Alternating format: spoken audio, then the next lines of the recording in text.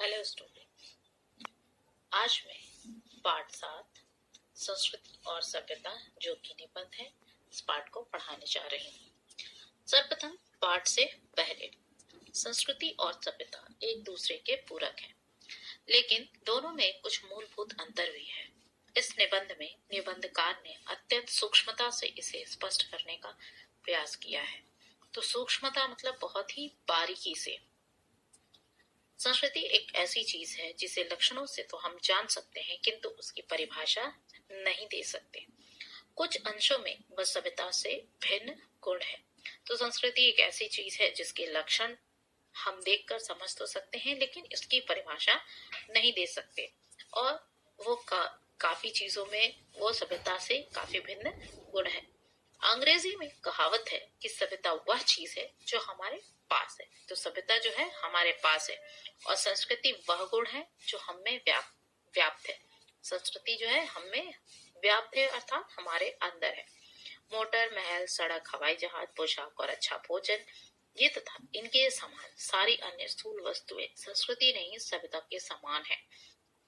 तो मोटर, महल, सड़क, हवाई जहाज, पोशाक और अच्छा भोजन, ये सारी चीजें क्या है के समान अन्य स्थूल वस्तुएं और भी कई जो वस्तुएं होती हैं वो संस्कृति नहीं सभ्यता के समान है, जिनसे हमारी सभ्यता का पता चलता है। मगर पोशाक पहनने और भोजन करने में जो कला है वह संस्कृति की चीज है कि हमारे जो पूर्वजों के बाद से हम किस तरह से उनकी संस्कृति को हम अपनाते हैं, वो किस तरह से खाते थे, किस तरह से पीते थे, किस तरह से पहनते थे, उनकी चीजें जो हम आज तक अपनाते जा रहे हैं, तो वो जो है संस्कृति की चीज है। इसी प्रकार मोटर बनाने और उसका उपयोग करने, महलों के निर्माण में रुचि का परिचय देने और सड़कों तथा हवाई जहाजों की रचना में जो ज्ञान लगता है उसे अर्जित करने में संस्कृति अपने को व्यक्त करती है। तो इसी प्रकार मोटर बनाने में और उसका जो है उपयोग करने में, मोटर किस प्रकार उपयोग किया जाता है, महलों के निर्माण में रुचि मतलब महल किस प्रकार बनना है, उसमें अलग अलग लोगों की अलग अलग रुचियां होती हैं। कोई बड़ा बनाना चाहता है, कोई छोटा बनाना चाहता है।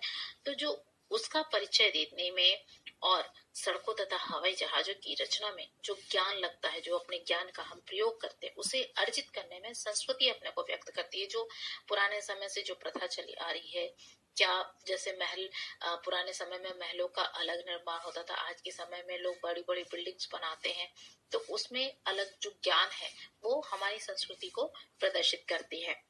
हर सुसभ्य आदमी सुसंस्कृत ही होता है ऐसा नहीं कहा जा सकता कि हर सभ्यता से भरा हुआ आदमी संस्कृति से भी भरा हुआ हो, यह जरूरी नहीं।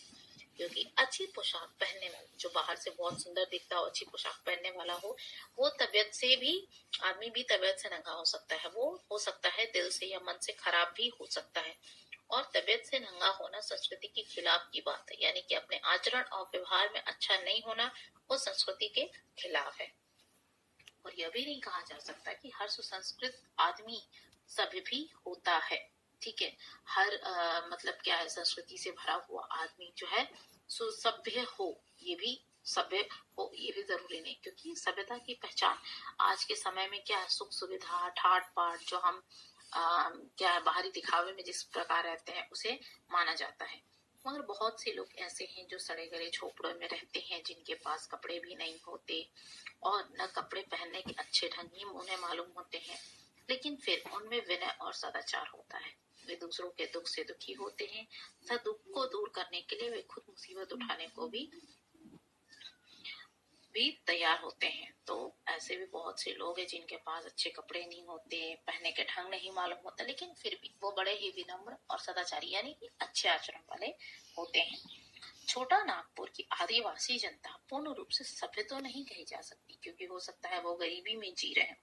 क्योंकि सभ्यता के बड़े बड़े उपकरण मतलब जो माध्यम होते हैं उनके पास नहीं है, लेकिन उनके आचरण में क्या है, दया, माया, सच्चाई और सदाचार, उसमें कमी नहीं है। अतएव उसे सुसंस्कृत समझने में कोई उज्र या कोई विरोध नहीं होना चाहिए। प्राचीन भारत में ऋषिगण जंगलों में रहते थे और जंगलों में वे कोठे और महल बनाकर नहीं रहते थे।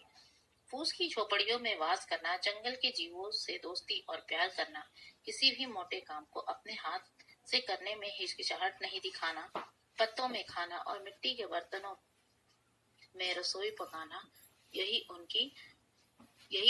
उनकी जिंदगी थी, और ये लक्षण आज की यूरोपीय परिभाषा के अनुसार सभ्यता के लक्षण नहीं माने जाते हैं। फिर भी वे ऋषिगण सुसंस्कृत नहीं थे, बल्कि वे हमारी जाति की संस्कृति का निर्माण करते थे। सभ्यता और संस्कृति में यह एक मौलिक भेद है, जिसे समझे बिना हमें कहीं कहीं कठिनाई का सामना करना पड़ सकता है। तो कहने का तात्पर्य है कि प्राचीन भारत में ऋषिगण जो है जंगलों में रहते थे, और जंगलों में वो बड़े कोठे और महल बनाकर नहीं रहते थे। फूस की झोपड़ियों में वास करना, जंगल के जीवों से दोस्ती और प्यार करना, किसी भी मोटे काम को अपने हाथ से करने में हिचकिचाहट नहीं दिखाना, पत्तों में खाना, मिट्टी के बर्तनों में रसोई पकाना, ये उनकी जिंदगी थी। तो होने के लिए ये उनके लिए सभ्य नहीं कहा जा सकता था, जिस प्रकार पहले कहा गया कि सभ्यता की पहचान तो सुख सुविधा और ठाट बाट में है। लेकिन जो ऋषिगण जो है ठाट बाट में तो नहीं रहते थे, लेकिन जो है उनमें सभ्यता, आज की यूरोपीय जो परिभाषा के अनुसार उसे सभ्यता के लक्षण नहीं माने जा सकते, क्योंकि सभ्यता के लक्षण क्या है? सुख सुविधा और ठाट बाट। लेकिन फिर भी वे सुसंस्कृत थे, क्योंकि वे हमारी जाति की संस्कृति का निर्माण करते थे, और चूंकि उनमें विनय, सदाचार, दया, माया, ये सारी चीजें हुआ करती थी। सभ्यता और संस्कृति में यह एक मौलिक भेद है, जिसे समझे बिना हमें कहीं कहीं कठिनाई का सामना भी करना पड़ सकता है। मगर यह कठिनाई कहीं कहीं ही आती है। साधारण नियम यही है कि संस्कृति और सभ्यता की प्रगति अधिकतर एक साथ होती है। तो इन दोनों का जो बढ़ावा है वो एक साथ होता है, और दोनों का एक दूसरे पर प्रभाव भी पड़ता है। उदाहरण के लिए, जब हम कोई घर बनाने लगते हैं तब स्थूल रूप से यह सभ्यता का कार्य, क्योंकि बाहरी जो दिखावट है और जो क्या है आकर्षण है, जो सभ्यता है, तो वो क्या है, जो हम घर बनाते हैं वो सभ्यता का कार्य, क्योंकि हमें अपना घर दिखाना है बाह्य रूप से, तो वो सभ्यता का है। मगर हम घर का कौन सा नक्शा पसंद करते हैं, इसका निर्णय हमारी सांस्कृतिक रुचि करती है। सांस्कृतिक रुचि अर्थात जो हम अपनी पूर्वजों के समय से जिस हम अपनी संस्कृति को अपनाते आ रहे हैं, क्या हम उस समय के घर को बनाएंगे, या उस समय का नक्शा हम क्या आगे अनुसरण करेंगे, या आज के जमाने का हम नक्शा जो अनुसरण करेंगे वो किस प्रकार का, तो वो हमारी सांस्कृतिक रुचि पर निर्भर करता है। और संस्कृति की प्रेरणा से जब हम जैसा घर बनाते हैं, जो हमें सांस्कृतिक जो प्रेरणा हमें अंदर से मिलती है कि हमें अपने पूर्वजों के जैसा बनाना है, या जिस प्रकार जो बदलाव आ रहे हैं संसार में उस तरीके से हमें चलना है, तो जो हम जैसा घर बनाते हैं वो फिर हमारी सभ्यता का अंग बन जाता है। सभ्यता का अंग ऐसे, अगर हमने सांस्कृतिक रुचि से वो घर बनाया है पुराने तरीके से, तो वो भी हमारे एक सभ्यता का अंग, मतलब हमने वो जो है जो घर हमने बनाया वो दूसरों के देखने के लिए वो बना, हमारा बाहरी ठाट बाट, हमारी सुविधा कह सकते हैं। इस प्रकार सभ्यता पे पड़ने वाले प्रभाव का क्रम जो है निरंतर चलता ही रहता है। तो जिस प्रकार से बदलाव समाज में आते हैं, उस प्रकार से हमारी सोच में बदलाव आता है, और इसी तरीके से हमारी सभ्यता में भी बदलाव आता रहता है। यही एक बात यह भी समझ लेनी चाहिए कि संस्कृति और प्रकृति में भी भेद है। गुस्सा करना मनुष्य की प्रकृति है, लोभ में पड़ना उसका स्वभाव है।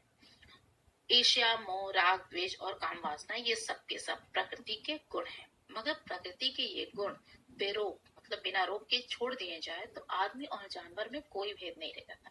तो कहते हैं कि गुस्सा करना मनुष्य की प्रकृति है, और लोभ में पड़ना उसका स्वभाव है। जाहिर सी बात है,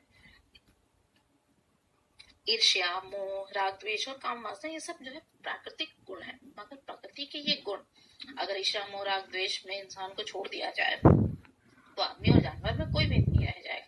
क्योंकि अगर यदि व्यक्ति ईर्ष्या में आता है तो आप भी जानते हैं कि व्यक्ति एक दूसरे का नुकसान करना ही उचित समझता है। इसलिए मनुष्य प्रकृति की इन आवेगों पर रोक लगाता है और कोशिश करता है कि वह गुस्से के वश में नहीं, बल्कि गुस्सा ही उसके वश में रहे। क्योंकि यदि मनुष्य गुस्से के वश में आ जाएगा तो क्या है, वो सिर्फ नुकसानदायक ही है। वह लोभ, मोह, ईर्ष्या और द्वेष का गुलाम नहीं, बल्कि ये दुर्गुण ही उसके गुलाम रहे। और इन दुर्गुणों पर वह आदमी जितना विजयी होता है, उसकी संस्कृति भी उतनी ही ऊंची समझी जाती है। क्योंकि जो संस्कृति, जो हमारा आचरण है, वो हमारे इन प्राकृतिक गुणों पर भी निर्भर करता है। निष्कर्ष यह है कि संस्कृति सभ्यता की अपेक्षा महीन चीज होती है, मतलब बहुत छोटा, बहुत सूक्ष्म होता है। ये सभ्यता के भीतर उसी तरह व्याप्त है जैसे दूध में मक्खन या फूलों में सुगंध। और सभ्यता की अपेक्षा यह टिकाऊ भी अधिक है। सभ्यता से क्या है, सभ्यता आज आपने घर बनाया और उसके बाद हो सकता है नया कुछ और नए नक्शे आ गए, तो आपने अपने घर को क्या है फिर से बदल कर उसमें आप बदलाव कर सकते हैं, ठीक है, उसे तोड़ फोड़ कर फिर से नया बना सकते हैं, आप अपनी सभ्यता बदल सकते हैं। लेकिन संस्कृति जो हमारे पूर्वजों द्वारा जो हमें दी गई है वो बहुत लंबे समय तक टिकी रहती है, क्योंकि सभ्यता की सामग्रियां टूट फूट कर विनष्ट हो सकती है। जैसे सभ्यता में हमारे जैसे कहा गया हमारी सुख सुविधाएं ठाट बाट है, हम उसे जो है उसमें बदलाव कर सकते हैं, वो टूट फूट सकता है, ठीक है, लेकिन संस्कृति का विनाश उतनी आसानी से नहीं किया जा सकता। एक बात और है कि सभ्यता के उपकरण जल्दी से बटोरे भी जा सकते हैं, मगर उनके उपयोग के लिए जो उपयुक्त संस्कृति चाहिए वह तुरंत नहीं आ सकती। जो आदमी अचानक धनी हो जाता है सभ्यता के लिए, ठीक है, जो आदमी अचानक धनी हो जाता है या एक वक्त यदि ऊंचे किसी पद पर पहुंच जाता है, उसे चिढ़ाने के लिए अंग्रेजी में एक शब्द अपस्टार्ट है। अपस्टार्ट को लोग बुरा नहीं समझते हैं और इसलिए भी बुरा नहीं समझते कि अचानक धनी हो जाना या एक व्यक्ति ऊंचे पद पर पहुंच जाना कोई बुरी बात है, मगर इसलिए कि धनियों तथा ऊंचे ओहदे पर पहुंचा हुआ व्यक्ति यदि पहले से अधिक विनयशील नहीं हो जाए तो वह चिढ़ाने लायक हो जाता है। कि यदि धनी व्यक्ति जो है नीचे से यदि ऊपर की ओर प्रगति करते हैं और एक ऊंचे ओहदे पर पहुंच जाते हैं और अगर वे विनयशील नहीं होते, अपनी विनयशीलता को अपनी संस्कृति को छोड़ देते हैं, तो उसे जो है चिढ़ाने लायक बोला जाता है। तो लोग उस पर क्या है भद्दी टिप्पणियां करते हैं कि हाँ पहले तो वो गरीब था और अब ज्यादा ऊंचे ओहदे पर पहुंचने के बाद जो है वो इतना बुरा बन गया है। संस्कृति एक ऐसी चीज नहीं जिसकी रचना 10-20 या 100-50 वर्षों में की जाती हो। अनेक शताब्दियों तक एक समाज के लोग जिस तरह खाते पीते रहते सहते पढ़ते लिखते सोचते समझते और राजकाज चलाते अथवा धन कर्म करते हैं, उन सभी कार्यों से उनकी संस्कृति उत्पन्न होती है। तो संस्कृति एक ऐसी चीज नहीं जिसकी रचना जो है 10-20 या 100-50 वर्षों में की जा सकती हो। अनेक शताब्दियों तक एक समाज के लोग जिस तरह खाते पीते रहते सहते हैं, तो ये अपना धर्म कर्म करते हैं, उन सभी कार्यों से उनकी संस्कृति जो है उत्पन्न होती है। हम जो कुछ भी करते हैं उसमें हमारी संस्कृति की झलक होती है, यहाँ तक कि हमारे उठने बैठने पहनने ओढ़ने घूमने फिरने और रोने हंसने में भी हमारी संस्कृति की पहचान होती है। यद्यपि हमारा कोई भी एक काम हमारी संस्कृति का एक पर्याय नहीं बन सकता। असल में संस्कृति जिंदगी का एक तरीका है और यह तरीका सदियों से जमा होकर उस समाज में छाया रहता है जिसमें हम जन्म लेते हैं। तो असल में क्या है, संस्कृति जो है जिंदगी का एक तरीका, जीने का एक तरीका है और यह तरीका जो है सदियों से जमा होकर उस समाज में छाया है जिसमें हम जन्म लेते हैं। इसलिए जिस समाज में हम पैदा हुए हैं अथवा जिस समाज से मिलकर हम जी रहे हैं उसकी संस्कृति जो है हमारी संस्कृति। तो क्या है, हम जिस समाज में पैदा होते हैं उस समाज से जो हम सीखते हैं वो हमारी संस्कृति का एक अंग बन जाता है। यद्यपि अपने जीवन में हम जो संस्कार जमा करते हैं वह भी हमारी संस्कृति का अंग बन जाता है। जो संस्कार हमें अपनों से या हमारी पुरानी संस्कृति से जो संस्कार हमें मिले हमारे पूर्वजों के द्वारा, वो भी हमारी एक संस्कृति का एक अंग बन जाता है। और मरने के बाद हम अन्य वस्तुओं के साथ अपनी संस्कृति की विरासत भी अपनी संतानों के लिए छोड़ जाते हैं। इसलिए संस्कृति वह चीज मानी जाती है जो हमारे सारे जीवन को व्यापे हुए तथा जिसकी रचना विकास में अनेक सदियों के अनुभवों का हाथ है। यही नहीं बल्कि संस्कृति हमारा पीछा जन जन्मांतर तक करती रहती है। आपने यहाँ एक साधारण कहावत है कि जिसका जैसा संस्कार है उसका वैसा ही पुनर्जन्म भी होता है। लोग ऐसे कहते हैं, बड़े बुजुर्ग कह गए कि जिसका जो संस्कार है उसका वैसा ही पुनर्जन्म भी होता है।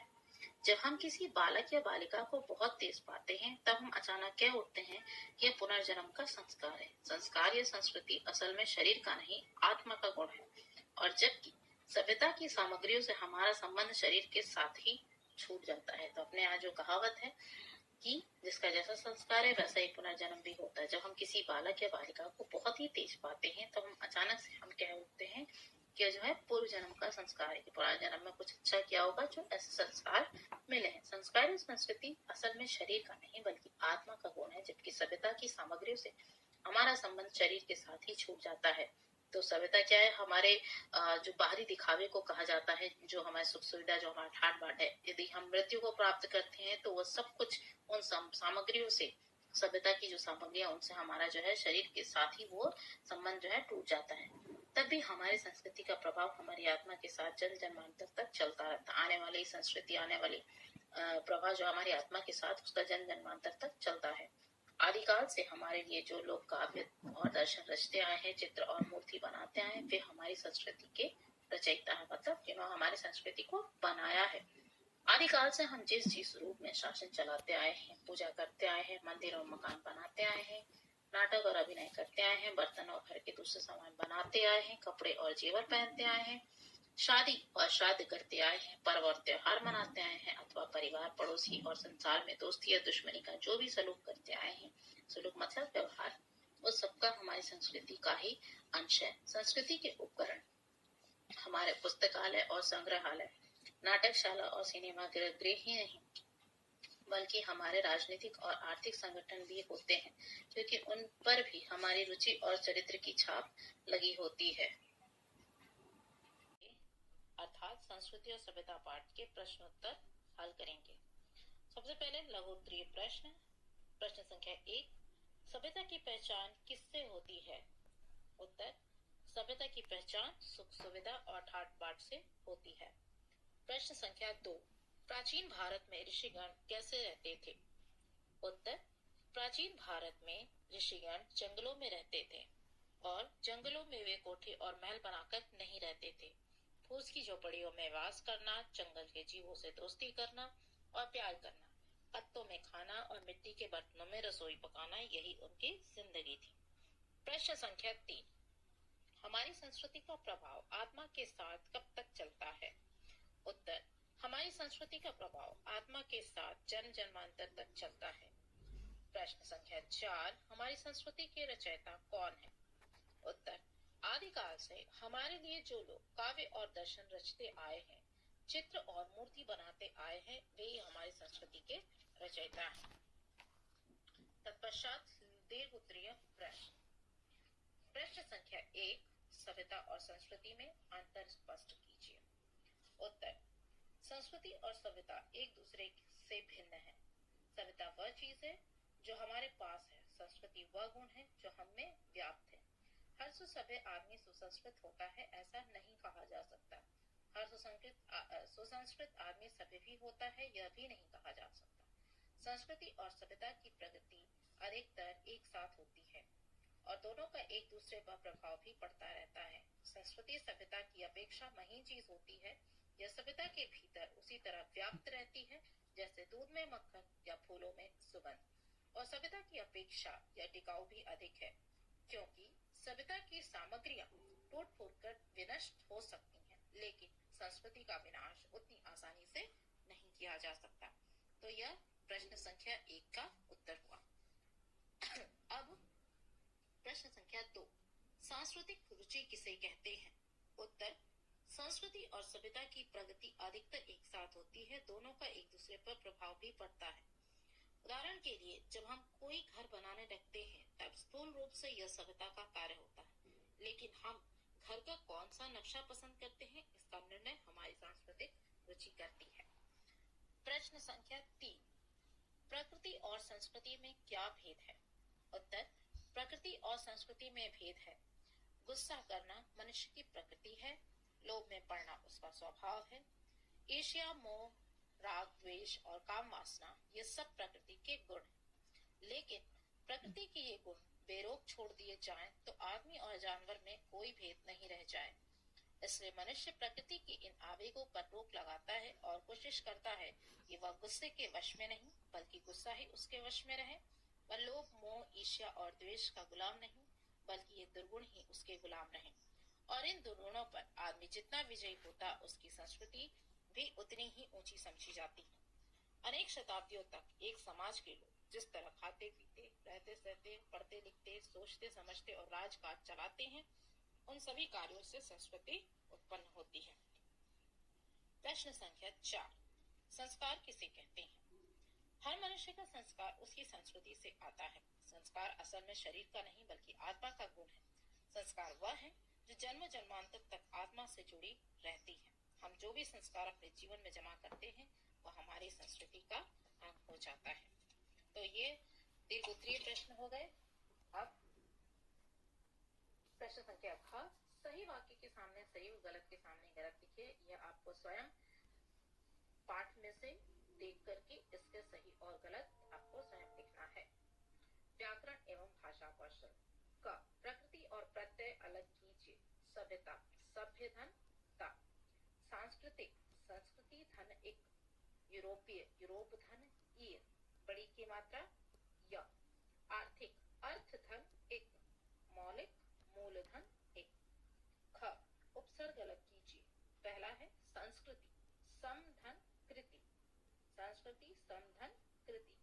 परिभाषा, परिधन भाषा। उपकरण, उपधन करण। प्रकृति, प्रधन कृति।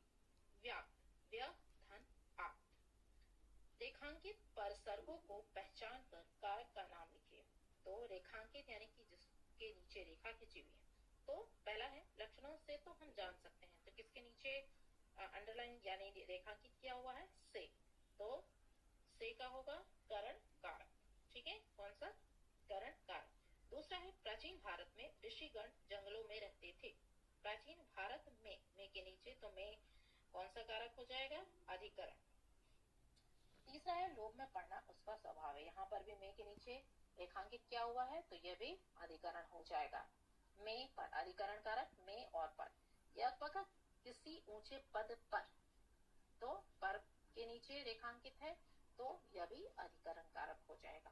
तो इस प्रकार आपका यह पूरा अभ्यास कार्य जो है पूर्ण हुआ, और इसके साथ ही साथ पूरा पाठ भी पूरा हो गया।